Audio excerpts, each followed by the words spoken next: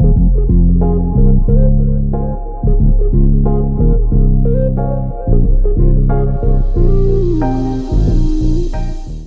guys, I wanted to do a quick little review, not necessarily what everybody's doing, but just little kinks and stuff that I've found that I personally like and don't like of each controller. But it's just a few things, right? And it's things that, like, being sensitive to being on turntables and all that, how it compares to actually moving to platters, right? Or I want to say platters, but platters on controllers. Moving platters on controllers, I should say. But there's a few things. I stuck with the Rev 7 for a while for that reason, that their fader's flawless, their magro feathers are just freaking awesome. To the platters, right, moving and all that, and having it all like a battle style type setup, right? Because that's what we're used to coming from a turntable setup, right? Mixture with two turntables and with the pitch being on top, to now moving over to the Performer, which is a little bit different because everything's separate, right? Everything's different layouts, and this is more of a controller setup now that we have moving platters, right? Which what we're used to, but I did notice a slight variation between the both, and fader, of course. So major difference in major. The reason I got the RANE Performer is that I need more channels. I need to do much more compared to that, right? They're both still great controllers. I love them both. It's just preference now, right? And knowing that this has a dedicated stem, buttons and all that, we just switched to acapella, which is something that I've been using a lot. And this one doesn't really have it unless you switch to the layout in the pad mode, or you can dedicate some of the buttons to do that. But in my world, I need more stuff, so that's the reason why I upgraded. I wouldn't say upgrade. I'd say more like added more tools, right? Because this is what I'm looking for. Now, if Pioneer did release something with this capability, right, stems and more channels, for sure I'd jump in that wagon. But now I wanted to show you a little bit difference of both and what I noticed. So we'll start with the Rev 7 here. So I don't know if you can hear that. There is kind of like a little, I wouldn't say it's a motor thing. It's more like a delay type of deal. So it bugs me. Coming from a turntable, part of it, and you're used to either having phase or having the needle on the record, that slight feeling or something just from having sensitive hands from doing that is not great on the Rev 7. That is something that is on all the platters that I've tested. I've tested multiple controllers or multiple Rev 7 controllers, and they have that. It's fine, right? It's something that I just got used to dealing with. Yeah, that's something not cool. But I do love the faders. The faders are flawless. As you can see, this bounces like butter, right? I have it to really loose, and that's my crossfader type of scratching that I like to do. It's just very sensitive.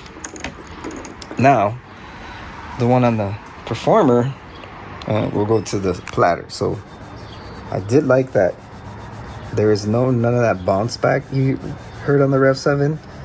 And I had these on, mind you, to test and all that. And again, these are just preferences, and these are just my personal preferences. So just take it with a grain of salt. If you don't like that, all good. But from testing it out here this past few days, yeah, this definitely feels a little bit more different. And the Platter's a little bit bigger as well. Also, the screen is definitely got more screen space on this one than on this one. So this is a little bit smaller. And it's cool, we have waveforms and all that. But one of the things that I really did like about this is how it's got the library view. So when you're scrolling through songs and all that, you actually get them on here. So I love that because I don't have to keep looking at my laptop trying to find music, which that kind of gave me that Serato face, and I didn't like that. So usually I'd set my computer off to the side, and yeah, on my old turntable setup, right? Because I had the RANE 72, and it had that same feature on the screen. So it's pretty nice to see that on the screen. Like I said, it's bigger, and it's cool. So the other thing is that I don't like about this one, and I haven't done it yet, which is to clean the actual rails. I usually apply like a sewing type of oil. I clean the old stuff and just put new stuff. But if you can see here, it's not as buttery, and I have this set to loose. So this is the tension knob. I do have these, or this one set at super loose. So let me fix my brightness here. There we go. So you can see even the slightest, it doesn't move like this one. Like, see, I'm doing the same type of pressure on this one. You can see it bouncing. It's perfect. But with this one, I'm doing the same amount of pressure. You kind of see how it's not bouncing. And I think it has to do with either the rails, they need to be cleaned and use that same oil that I use on this one, because I've only done this once. I cleaned I actually opened up the mixer and got into the fader to do that maintenance, to keep it that way, right? And it's been about a year, more than a year. And that oil, sewing oil that I use, it does wonders. And I think I need to do it to this one, but I think that might fix it. It's just something that I don't like now. And what's nice about this one is that the whole faceplate can come off, and you can do it to all four. So right now, all four are kind of set to whatever tension is set to, as you know, the manufacturer set it to. But they're kind of a little hard.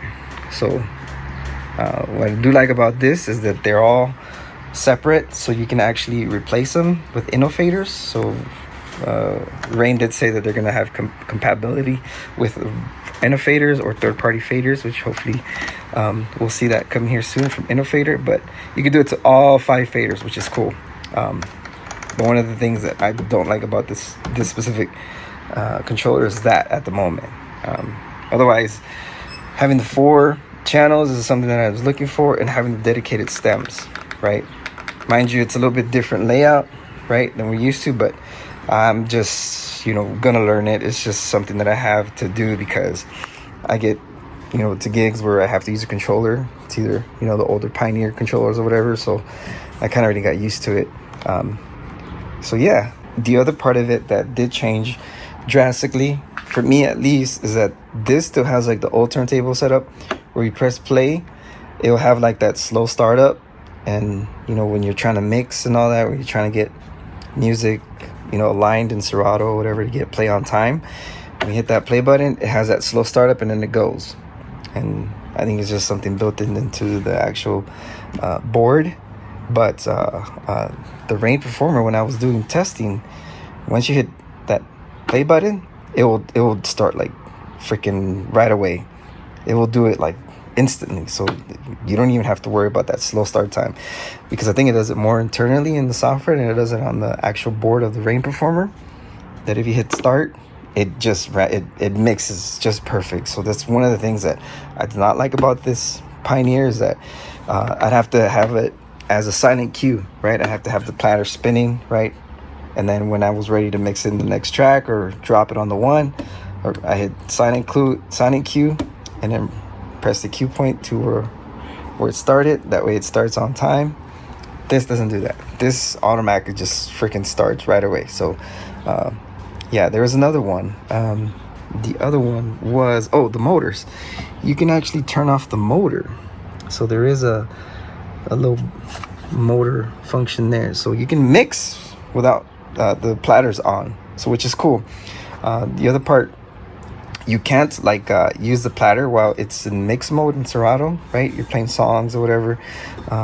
You can't pitch up and down, which I thought was weird. You can't scratch it in, but when you let go, it doesn't play, right? With the motor being off.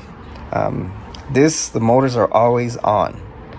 And I would always get when I was doing family gigs or something, I would always get kids just coming up here and starting to touch stuff, and it would kind of make it feel like, all right, I need to make sure that these kids are not messing with the music, so I'd have to instant double over here to make sure that they wouldn't mess with the music, live music playing. So, but yeah, that's definitely one of the features I love about this. Another reason why I got it is because of that motor function. If we're able to maybe do this on a firmware update, that'd be pretty cool to turn it off.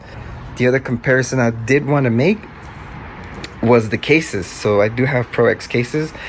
I did order from AGI Pro DJ. Kevin helped me out with a good deal. So if you do end up buying cases, I recommend going with these Pro X ones. And I'm gonna show you the size comparison here. So as you can see, they're kind of the same. It's just a little bit taller, just a tiny bit. I don't have the exact dimensions with me now, but I know this being a 4-channel controller is a little bit wider. So definitely wider, and this is a little bit smaller. But as far as like tallness of it, yeah, it's just a tiny bit. I'm gonna show you there what it looks like. It does come with like a light. I don't know if you can see it there. This is such a cool case.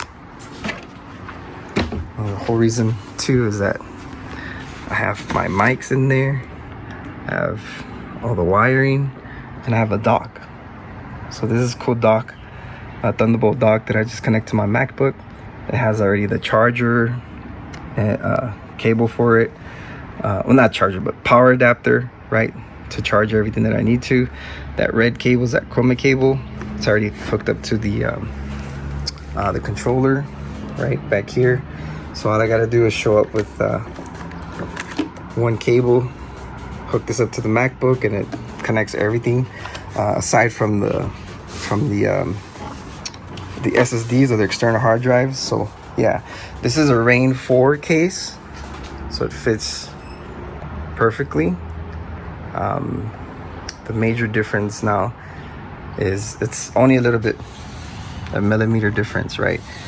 And it's because of these bumpers. So if you see here, you kind of have to adjust it, but yeah, the bumpers do hit this, which is fine. I'm okay with that, right? Just give it more of that security or that the ease of mind that, you know, nothing's gonna mess or bend over here. Let's see here. So just put this back. And the cool thing about these cases is that they have wheels. So this is pretty heavy. So I can tell the difference just from lifting it up on the table that this case with the RANE Performer is definitely a little bit heavier than this one. So now this feels light to me. I used to complain. I mean, I guess another reason why I went with the smaller controllers and all that is for the reason that I carry like the big coffin turntable setup, right? And that was pretty heavy, so I decided to go smaller, and this did wonders for me for so many years. And I appreciate Pioneer, and I'm hoping that they're working on 4-channel or something different, right, to change the game up a bit. But I think the only difference was that I didn't like that sound. It does have the stem setup on it, but it's just, you know, you got to go through different pad mode and do it all, versus this having already set up the platters. The screen's a little bit bigger, and having 4 channels is definitely something that I appreciate a little bit more. Like I said, hopefully they do come up with something, and if they do, then I'm jumping on that bandwagon just because of the fader. This is a pretty cool fader. This one, I kind of never liked these for that specific reason, that the precision wasn't as nice as the Pioneer.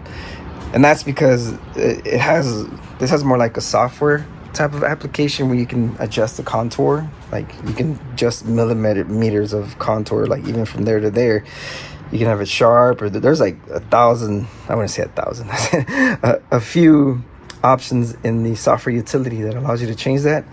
This only has cut-in times. It doesn't have like the contour for cut. I mean, it does have like, yeah, the mix contour, but I don't want you to get confused that, you know, this is different. This is the cut-in contour versus the mixing contour, where, you know, it goes from 0 to 50 or whatever you set the contour for the fade. This is a little different. So if Rane did have that, that'd be freaking awesome as well. But I'm not, you know, trying to say that they're both bad controllers. They're both great controllers. What they do is just preference. And for me, like I said, it's just those few things, and you're gonna see me rocking with this RANE Performer for my next gigs.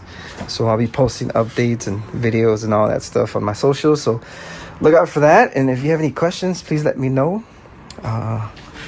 Yeah, otherwise we'll leave it at that, and hopefully we get to see some new stuff from Pioneer. All right, y'all, take care. Peace.